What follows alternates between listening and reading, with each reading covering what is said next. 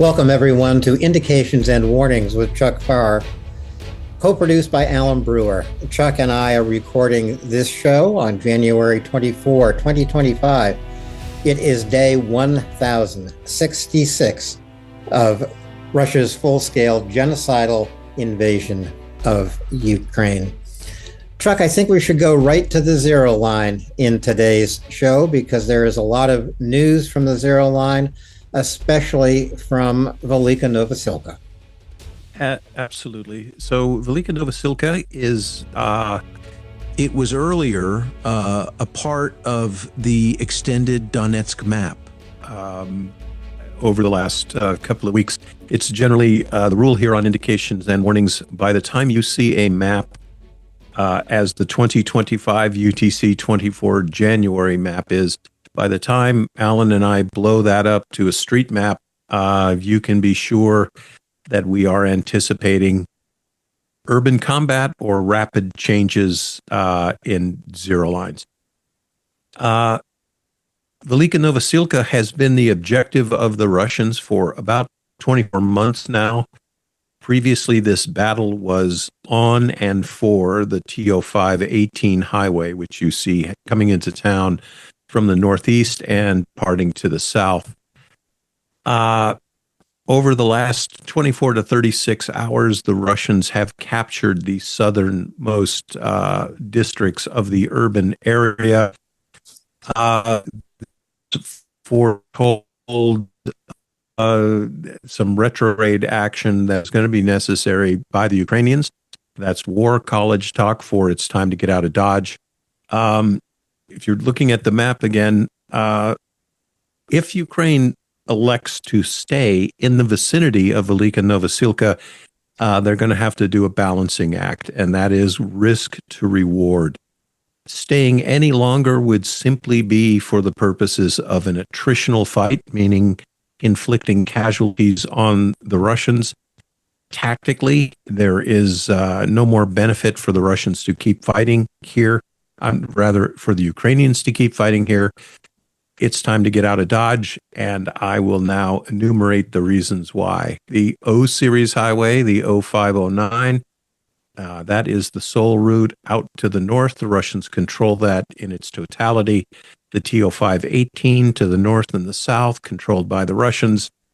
The O0510 to the west, to the east rather, all in Russian hands, and the O0510 that departs also to the west, it's interdicted by the Russians. So it's time to go. It's been a good fight, buried a lot of Russians, and Velika Novosilka is what it has always been, and that is not really an important strategic location. Chuck, in looking at this map, and you just indexed the roads in and out of town, the route out for the Ukrainians to the northwest is just open ground. There are no roads whatsoever. Does that make it difficult terrain in order to conduct an orderly withdrawal? Yeah. So what we're going to see here now, and Alan and I often talk about this, the hardest thing to do in ground warfare, whether it is large scale or small scale, like I used to deal with, that is breaking contact with the enemy. That's the hardest thing to do because you want something that they may not agree with, which is you want to go home and they may not really want you to leave yet. So Alan's point is extremely well taken. There are very few, scant, and as far as the map's concerned, no major highways that are not under the control of the Russians. But again, as we always say, when you're looking here at Velika Novosilka, this map, look to the green lines, which are the windbreaks that circumscribe the agricultural fields. Those are the principal vectors of movement, resupply, maneuver, and that's where Ukraine is going to be getting out. Now, this map was based at 2025 UTC tonight. I'm showing the northern portion of the town not captured by the Russians, but that may or may not be true at this time. The money shot is Ukraine breaking contact and withdrawing in an orderly fashion, which they inevitably are going to do, because among the things the Russians cannot do, right, is take advantage of a Ukrainian withdrawal. They are not able to pull a force together rapidly and set them after retrograde maneuvers by the Ukrainians. One of the reasons they can't do that, Alan, is that kind of maneuver requires initiative and delegated tactical authority down to your lower levels. And I mean sergeants, fire team leaders, lieutenants, second lieutenants. That's how you pursue an enemy. The Russians aren't going to do it. So my money is it's goodbye Velika Novosilka, and the Ukrainians are like to get away tonight, I would say. Yeah, I certainly hope so. And Russia, of course, would have to pursue over this open ground. Meanwhile, the Ukrainians have to retreat across this open ground. Best done at night is my guess. The Russians haven't really employed a lot of air power here, but I assume this battle area is saturated with drones. Yeah, this is like every other place on the battlefield. One of the major ways an infantryman is going to die, it used to be artillery. It took the most lives. In World War I, obviously, the new invention of it's always the newer weapons, right? So from the Napoleonic Wars upwards, it was artillery. Then it was the machine gun. Then it was possibly tactical air. Now, of course, it's drones. That's the democratization of technical aviation. There's another thing that the Russians are, if they're going to try to do something tonight to maintain contact with a departing Ukrainian force, you got a cold night and a warm body and a Baba Yaga with a thermal sight. And we have all seen what a mess that is for the Russians. Yeah. And especially untrained Russians at night under new stimuli. These people are not soldiers. They're not used to reacting. They don't spread out like they're supposed to. They bunch together like civilians, and they get killed en masse. So I expect a clean break from Ukraine. And again, I expect the Russians to crow about this, but just when you hear the Russians crowing, take a look at this map we've put up. You show me the roads out of town, and there are none. And there are also no roads for the Russians to pursue Ukraine. This is a sunk cost. Right. I would also assume that the Russians, fairly exhausted by this battle, they'll be happy to stay in town on a cold night, is my guess. Absolutely. We've seen this before. We saw it in Severodonetsk. We saw it in other places that the Russians have captured by dint of arms, and they finally captured this place at a prohibitive cost to anyone else. But we have often seen that, but especially in Severodonetsk, Ukraine fell back 15, 20 kilometers. Russia did nothing. Mm-hmm. They let them go. They had culminated. I'm not going to say they've culminated here per se, but they're not long. Their long ball is not pursuit. They can't do it. And of course, one of the key priorities for every Ukrainian commander on the field is to preserve his force, to value the lives of his soldiers so that they can come back and fight again another day. Yeah, absolutely. I mean, it comes down to that simple, that old hoary chestnut. What's the hill that's worth dying on, right? Well, it isn't Velika Novosilka, because the Ukrainians have held this as long and possibly longer than they should have. When you've gotten to the point, and this is also a kind of an incredible achievement at arms. They've held this place, even though the Russians controlled every single road into town, the Ukrainians still controlled it. I mean, that's like Bastogne, right? It's a pretty amazing feat of arms. Yeah. Well, we're going to keep our eye on Velika Novosilka as the Ukrainian withdrawal unfolds. But we're going to move right away to, I think, pretty much the hottest spot on the zero line, and that is Pokrovsk. More than 100 combat engagements reported out of Pokrovsk today by the Ukrainian Ministry of Defense. So there, and this also is an area where Russia is using a lot of air power repeatedly, day in, day out. And while it appears that Russia might be creating that red mitten by moving to the west of Pokrovsk, it hasn't been easy for them. No, this is a place that they very desperately want. And if you are just looking, back and forth, go through these maps, Pokrovsk is a place that is much more desirable tactically, strategically, militarily, than Velika Novosilka. It is not, in my opinion, going to fall eminently. And also, you've heard some people saying, if Pokrovsk falls, it'll have profound logistical effects on. Well, it would have had significant effects if it had fallen 6 months ago. Right now is a road nexus that owns access into Russian-controlled territory. So is it a war loser if Pokrovsk goes? No. Ukrainians are holding it quite nicely. There are, however, some areas of concern. So I'm talking about the 1940 UTC 23 January map. So this was yesterday's Pokrovsk map.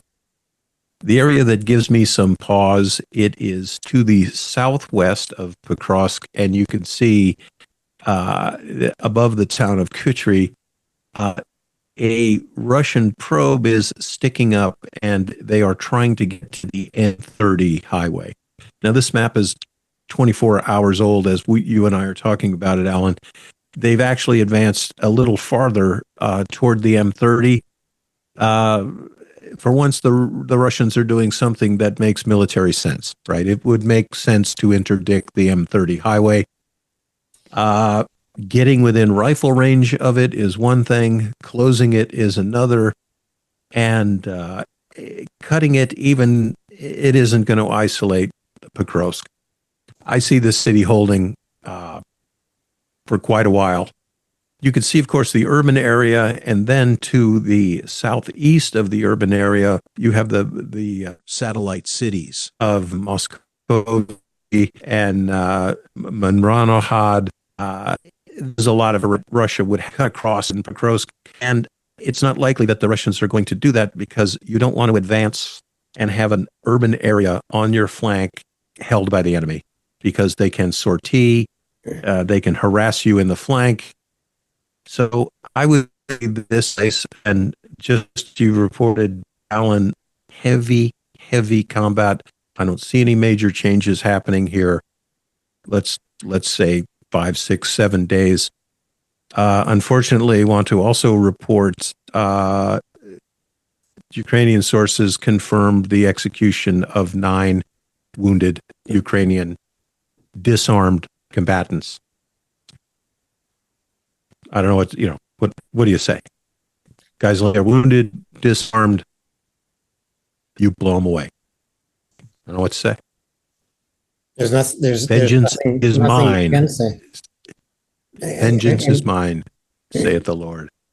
Yeah, it's an atrocity. It's an atrocity that Russia is committing all across the zero line every single day, and because these executions of Ukrainian POWs have become much more frequent, you have to assume Russian soldiers are executing Ukrainian POWs on orders from their commanders. Absolutely. Nothing is done to punish, curtail, stop, prevent. It's an order. And again, we talk about this. It almost doesn't matter to say this when you're dealing with the Russians. But in a Western army, this is an unlawful order, right? I can't tell Alan to shoot a prisoner. That's It's an unlawful order. And in fact, American military officers can arrest one another. You can tell me to do it, and I can arrest you. So that's one of the fail-safes. I think the additional horror of these atrocities the Russians are committing, Chuck, is that they film it and they broadcast it.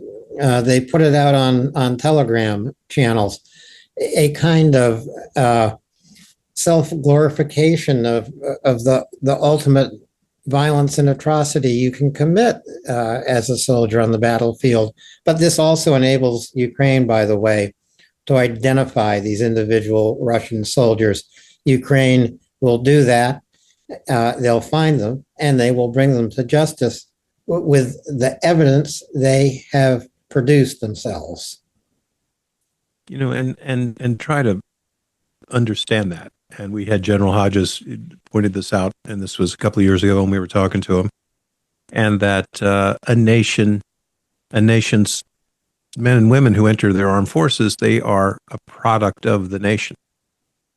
And I always like to polarize these things. You try to get your head around something. I got taught in the SEALs, we're taught to turn the problem on its head, right? Pretend you're the good guys, they're the good guys, and you're the bad guys. So try to imagine a nation where your army is putting out videos of them killing unarmed soldiers.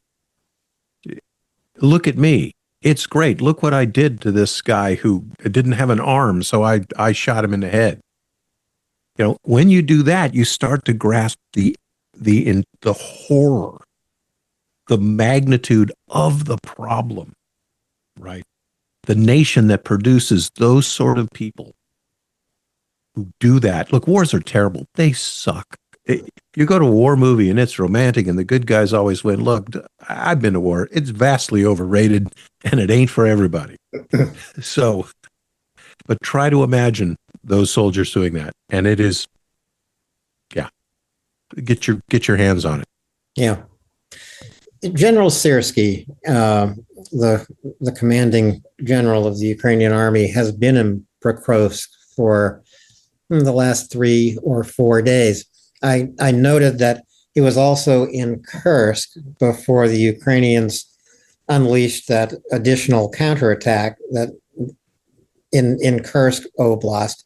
I wonder if Syrskyi's presence here in Pokrovsk suggests that Ukraine once again will find an opportunity for counterattack.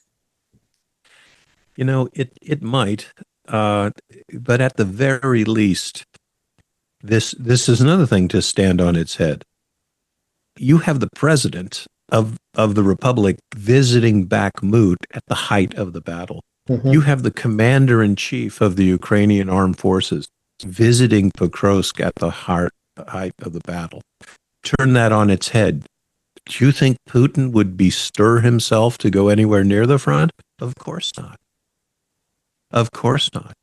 You know what? He doesn't even have the kind of army that even wants to see him at the front. This is true. He would be in more and mortal danger if he were near those people. But this, to me, bespeaks the commitment of Ukraine, the professionalism of her generals, and the caliber of her national leadership. And you know what? I don't see Pokrovsk going anywhere. Yeah. The Russians want it too bad. It is a complex target. And I'm looking at it. I'm looking at the terrain. I'm looking at the roads. I don't see anyone on the Russian bench who could solve this. Mm-hmm. That's saying a lot, Alan. It's taking a medium-sized city. Hey, can you do it? No, I don't think they can. Yeah, but it is a very complex urban area. Of course, you know, Syrskyi's presence in Pokrovsk also puts him there when these executions of Ukrainian soldiers on the battlefield were confirmed, and as Chuck said, actually broadcast by the Russian soldiers who committed the executions. I wonder what Syrskyi says to the soldiers and the commanding officers in Pokrovsk about that kind of situation. I mean, what would you expect him to say in a way? Well, you know, it besides being criminal, besides being base and bestial, it's really counterproductive, right? You don't want to convince your enemy to fight to the death. And if you constantly prove to every Ukrainian soldier who has a smartphone that if you surrender, we'll kill you. If you fall into our hands, we will murder you or worse, much worse. It's counterproductive. So on the other side of the coin is you want your propaganda, your psyops, I should have said, frontal and strategic operations to convince Russian soldiers that you will be safe, you will be fed, you will get medical attention, and you may get exchanged. Do the right thing. And the surrenders are, of course, overwhelmingly, it is Russians that are surrendering. This is the kind of thing that doesn't change in a war. Once it goes down, once one side starts doing this, it hardens the resolve of both sides. There hasn't been a war in history where it can lighten up after this. It doesn't happen.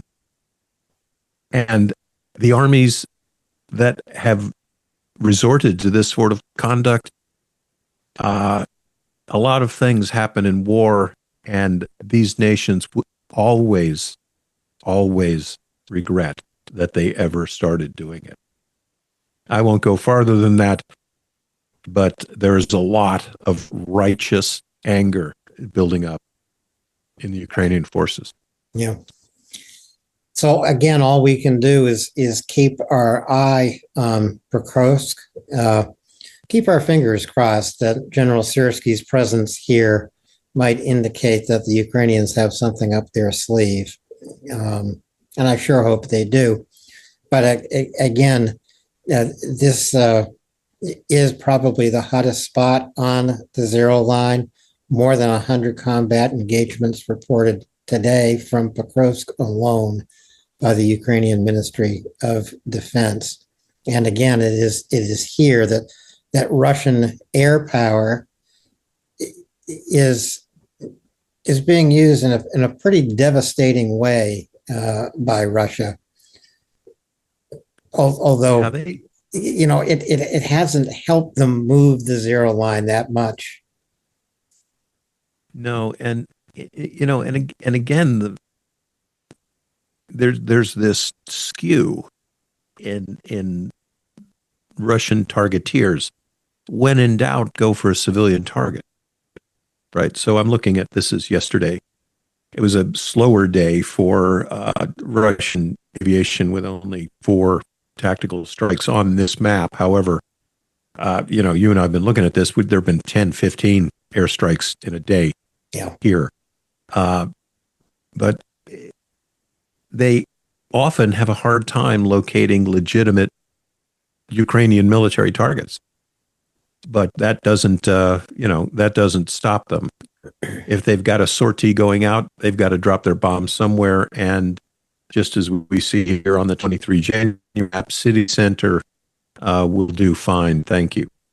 But again, better to have a crater in an abandoned apartment building than the location of a field headquarters, an ammunition depot, et cetera, et cetera.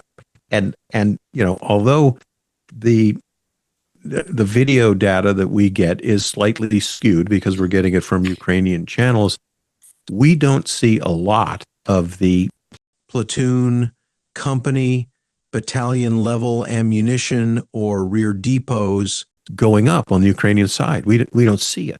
Yeah. Because the Russians have a great deal of trouble finding those targets. And Ukrainians don't, because these Russian soldiers are lazy, they're undertrained. When you see some of these things blowing up, always like a Buk system or a Tor or a Panzer system, when you get them geolocated on a map, pull that up. I want everybody, look for the nearest crossroads, okay? That's because these guys can't navigate. They have to go to a conspicuous crossroad, right? And then they do a little offset. all the Ukrainians have to do is fly out there to particular geographic facilities and do a rotating search, because these guys can't navigate, right? And there is no turnover. They can't get smarter because they get killed too quickly. It's lovely, actually. Yeah, there you go. Overnight, and that really completes our quick review of the zero line here on this show. But overnight, Ukraine launched again one of its largest drone attacks on targets inside Russia, especially setting afire the Ryazan oil refinery. And it is a widespread fire. This is one of the largest oil refineries in Russia. Yeah, we've got I was just talking backstage with Alan before we came up. I'm having a great deal of trouble getting my video into the Kyiv Post. It'll be out hopefully Monday. It was supposed to be out this weekend. But it was a survey of the January drone strikes against Russian infrastructure, petroleum, oil, lubricants, refineries, etc. And just as we were going to print, we had last night's raid, which was the biggest one of them all. Yeah. So as I was doing the program, I was talking about the biggest raids, but we've got another one. So this attack on Ryazan, and to put this into perspective, this is 470 kilometers from Ukrainian-controlled territory, and that, by the way, doesn't account for flight vectors varying, flying varieties of contested airspace, etc. As many as 121 strike and decoy drones, everything from the Lyutis, which are basically a scale model Cessna, to the Palantir, which is a turbojet, rocket-boosted, indigenously manufactured surface-to-surface creation. I mean, it's just incredible. So they struck the Rosneft refinery, the tank farms, distillation units, and then to a saboteur's delight, they also struck the pumping stations. And this, of course, allows the oil to be transported to different places. But when you contemporaneously strike the pumping stations and the facility itself, that means as the tank farms start burning, they can't drain a tank. They can't transfer its oil anywhere else. It's just a matter of time until this fire creeps through and gets everything. And by that, I mean the whole enchilada. So this is a magnificent attack. It is. Local Russian observers reported as many as 50 explosions. Meanwhile, the Russian air defense was reporting that all the drones had been shot down, and some debris had lit minor fires. The other thing that Ukraine accomplished last night, and they struck, I think it was 11 regions. So Rostov, Ryazan, Bryansk again, some targets up towards Moscow. A very coordinated, well thought out strategic assault that Ukraine has pursued throughout the month of January, but all of 2024 as well. In addition, I think Ukraine has confirmed that they took out 2 air defense systems. Yeah, there were secondary explosions at one of the targets. That if you've got a secondary that's so big that it is taking out an associated air defense facility, which could be 2, 3, 4, 5 miles away, we're talking about some serious secondaries. When we get into this thing for the Kyiv Post, and again, that's next week, we talk a little bit about the nuts and bolts of how these attacks are planned. It takes an incredible amount of planning. You've got a there was a 121 drone attack here. There were likely 6 or 7 completely different platforms, uh, slow moving, heavy strike drones, very fast moving, sophisticated uh, aerial decoys like the Mauled, which is a multi role. It looks like a bomb with wings on it. It's carried by a strike fighter. It's released into the air and it flies around and says, I'm 100 contacts. I'm a fighter plane. I'm this, I'm that. So you've got this decoy system. You've got fast moving drones converging on the sensors and close in and short range air defense systems adjacent to the target. Literally split second timing.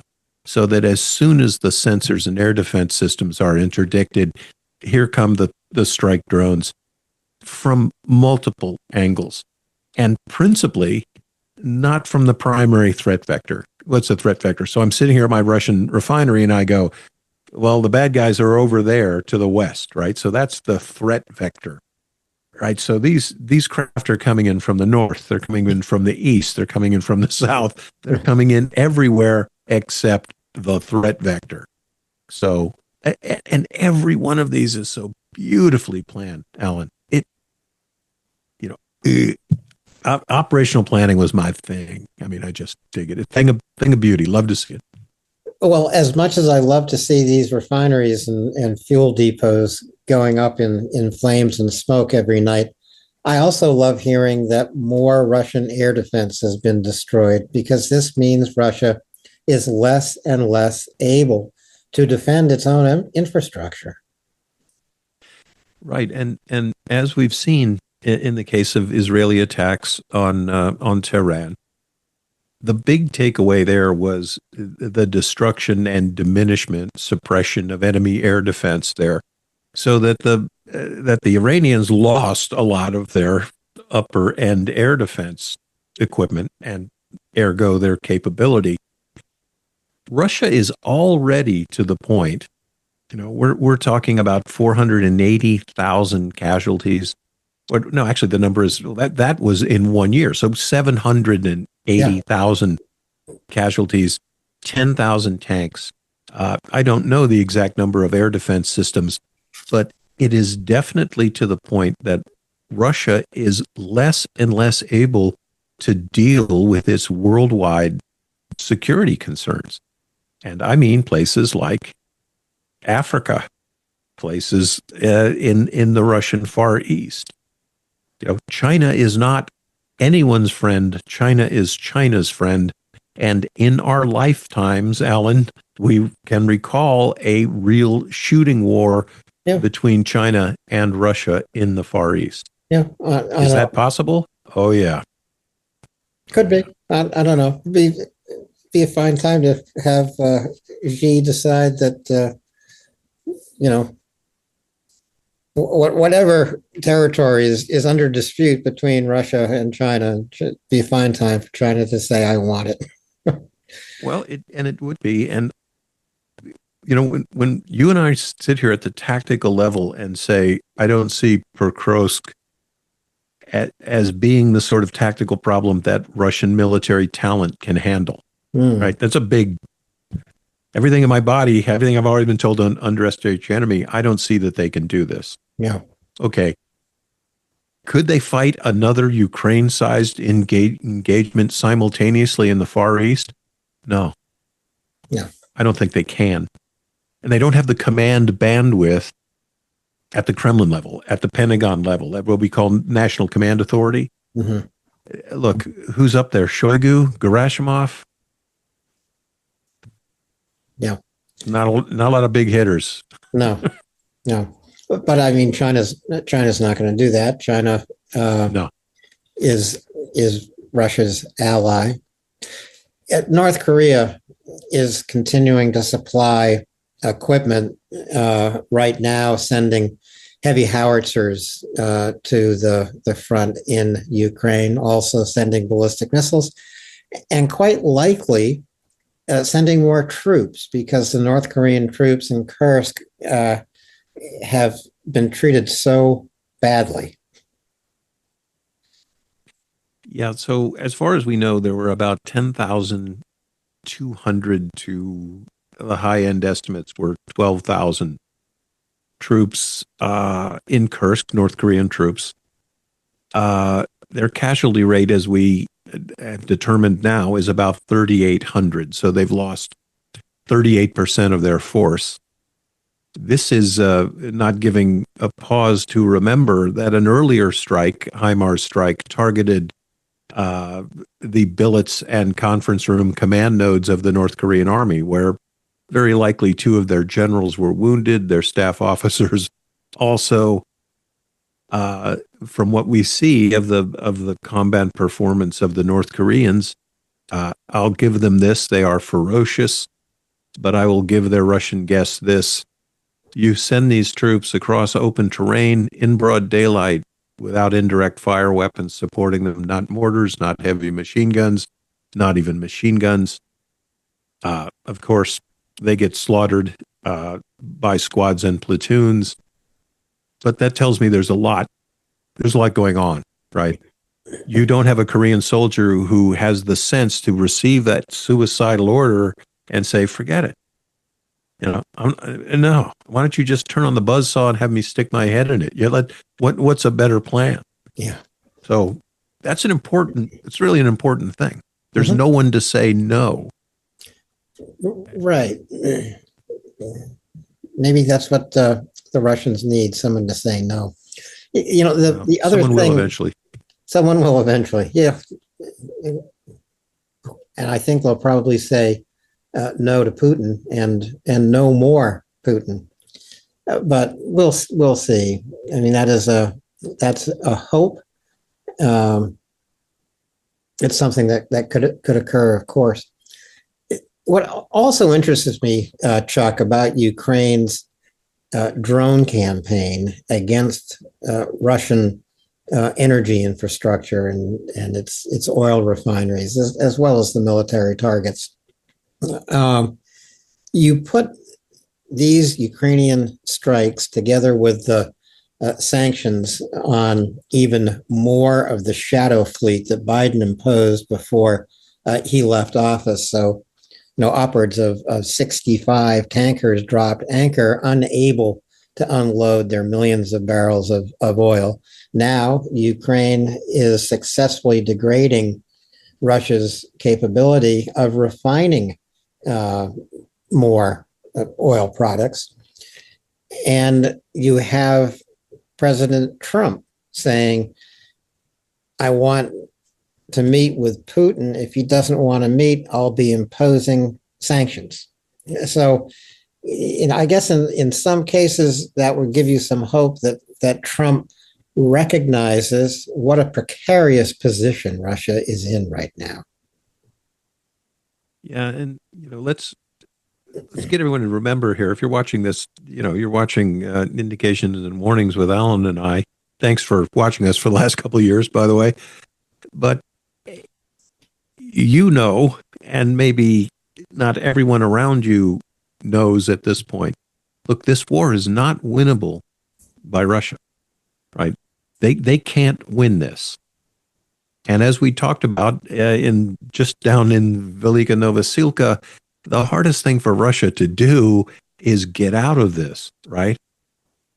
Their casualties are approaching 1 million, right? That is at least 10 or 20 times the casualties of their 10-year engagement in Afghanistan. And nobody knows the real numbers. The Soviets say they lost 15,000 people. I don't think so. Yeah. It isn't me saying this. It's Defense UK General Intelligence says that 95% of Russian military capability is focused in Ukraine. 95% of this superpower's military is trying to subdue an adversary that literally has one hand tied behind its back, that lacks air defense, that lacks artillery, that lacks long-range precision strike munitions. They've had to build them themselves. every deficit that Ukraine fights under has been sufficient to frustrate, degrade, and back up Russia. Well, they had a great year this year. Yeah, they lost 4,800, 420,000. 480,000. Yeah. Yeah, In one year. 480,000 troops in 1 year, and they captured Los Angeles County. Yeah. Okay, that's not winning. No, that's not winning at all. I also wonder, that there is more and more talk every day now. Apparently, at least a phone call between Trump and Putin appears to be in the offing. Possibly a meeting between Trump and Putin. Trump repeatedly says he wants to end this war. Isn't there another way to get Putin to the negotiating table rather than inviting him? Well, everyone can say a lot about Trump, but he knows how to negotiate, and it's Putin that needs the meeting, right? It's Putin that needs the meeting. It isn't Trump.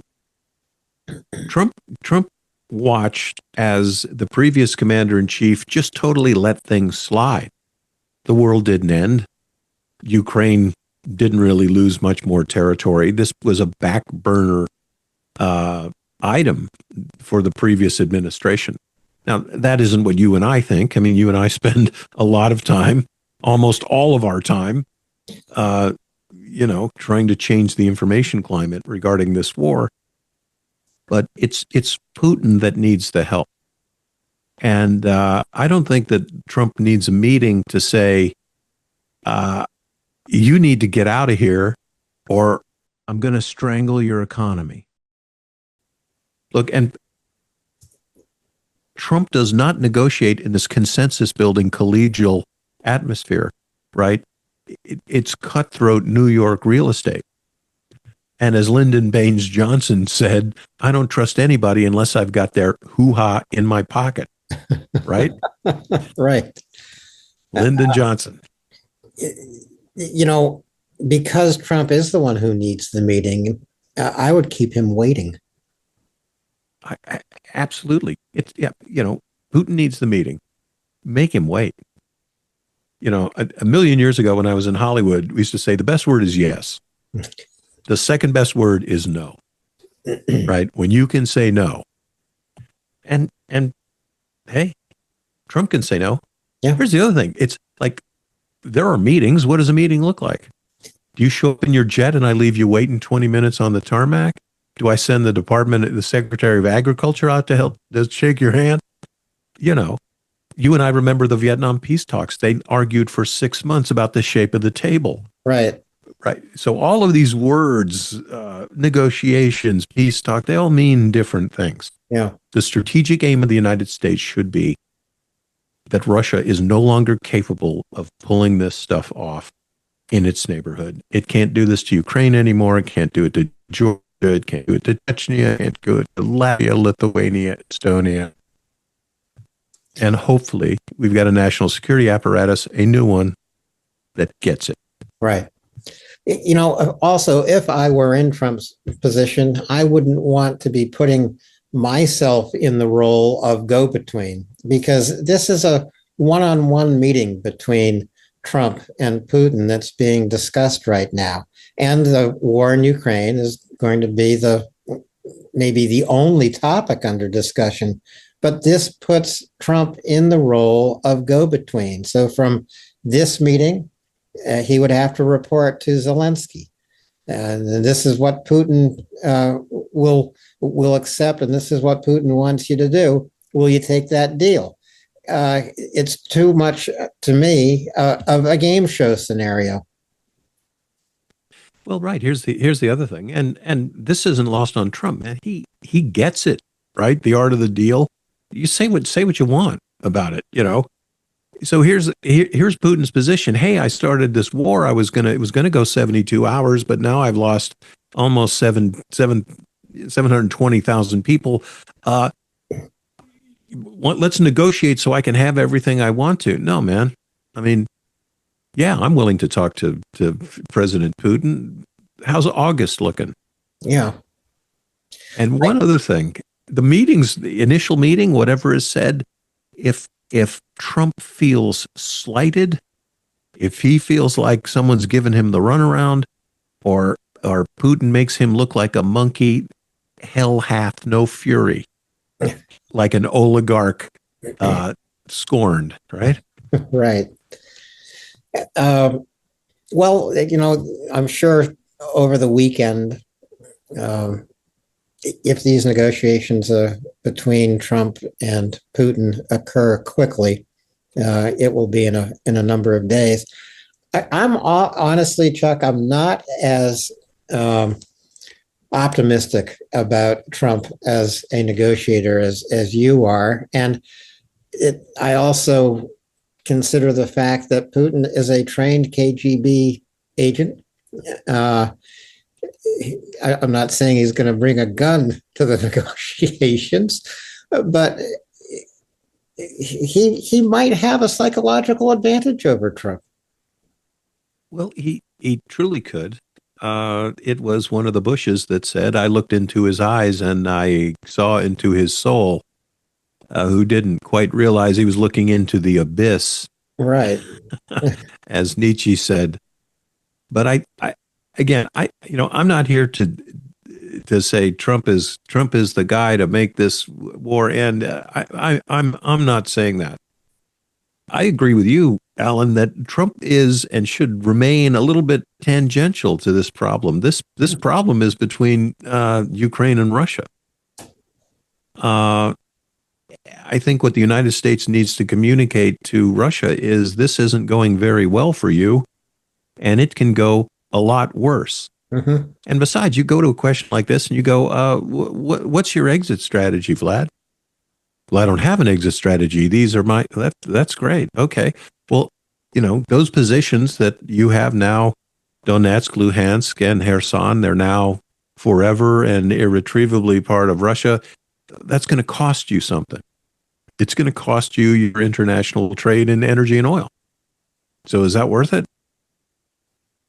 You think you're having trouble right now with the arms and equipment that Ukraine manages to patchwork together. Imagine if I open the kimono and start giving them the good stuff.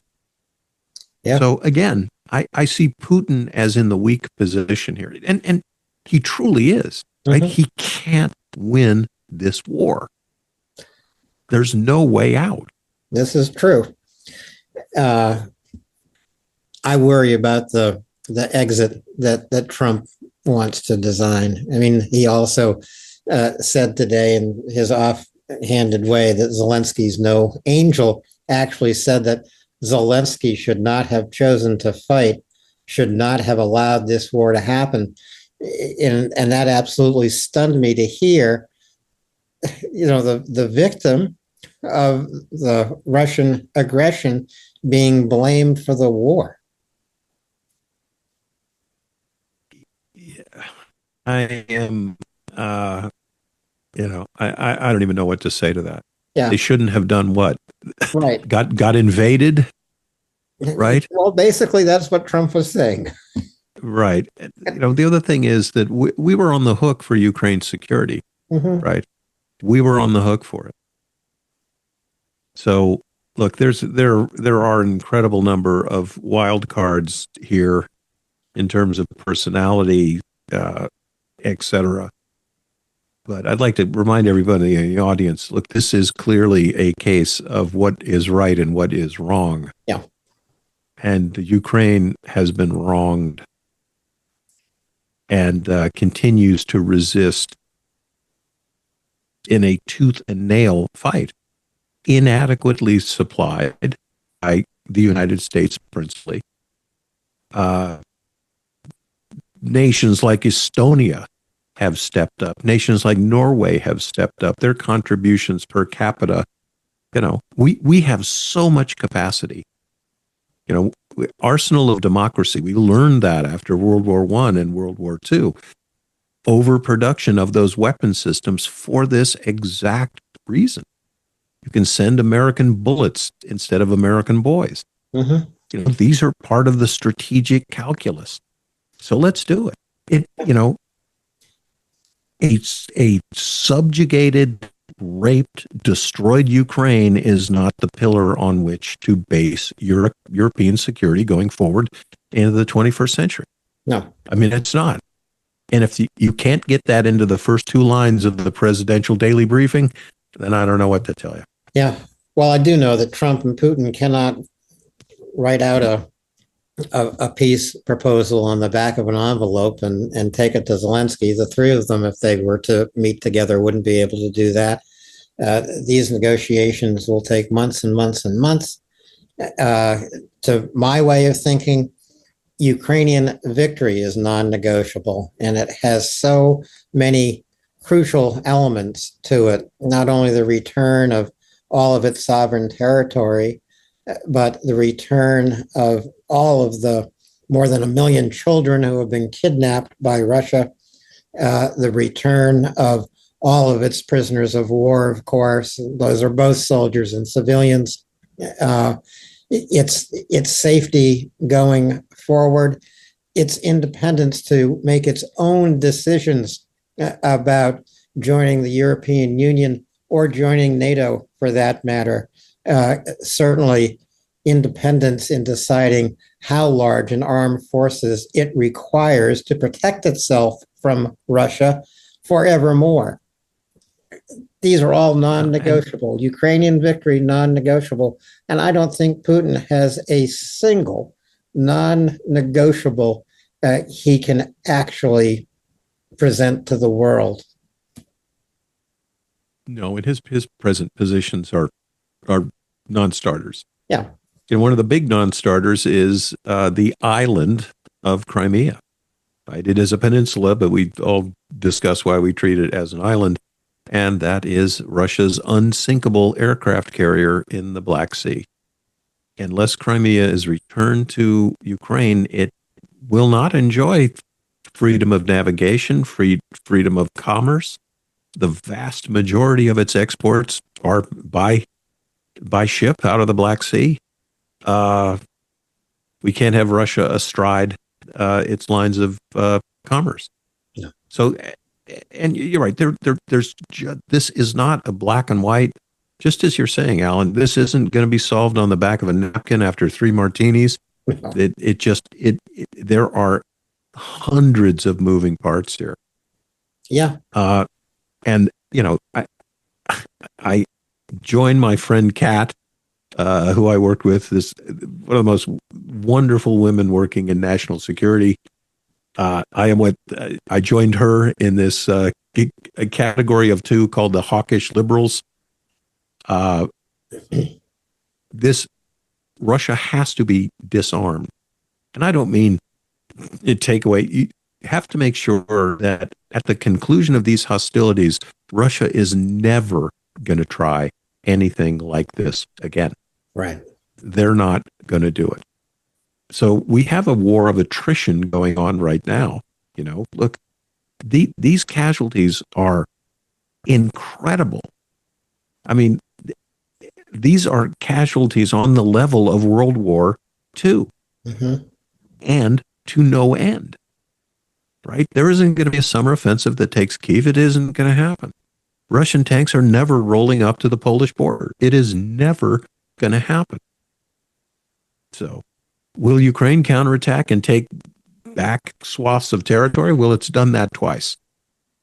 And, I think it's going to do it again. But there's going to have to be some movement. Yep. From NATO. I think Ukraine can do it again. And I think Trump will soon discover the futility of meeting with Vladimir Putin. And that futility will simply find its way into the future of this war. It might give Trump some more quips, but he has to face up to the futility of talking to Putin and talking to the Russians. So we'll watch the news, Chuck, that as it develops about the Trump Putin meeting and what comes of it. I think nothing could possibly come of it. And we're I going to agree keep with you. watching the zero line, and we're going to keep watching Ukraine's decisive strategic air war against Russia's energy infrastructure.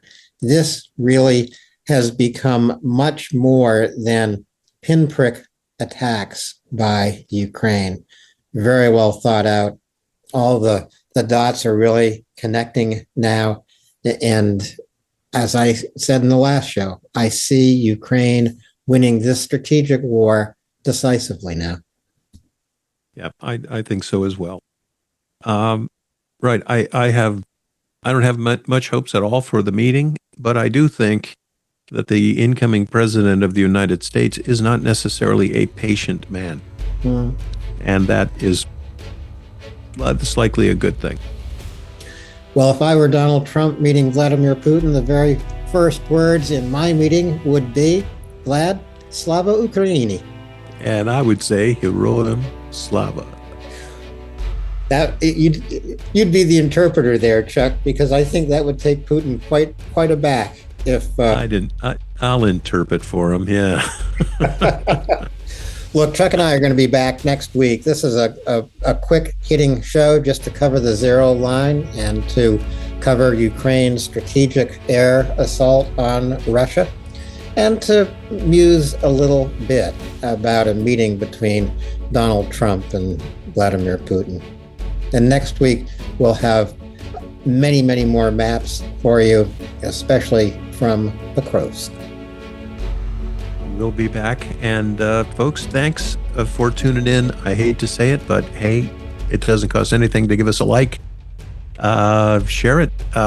Also, we are still working on getting a little live action here, and we're moving the ball there. So watch Alan and I our X feeds, because if we get one of these things going, we'll put it out. We'll advertise it a couple days in advance. And we'd like to get the band back together. So. We really would. Thanks again, Chuck. And we'll see you next week. Bye. Good night, Al.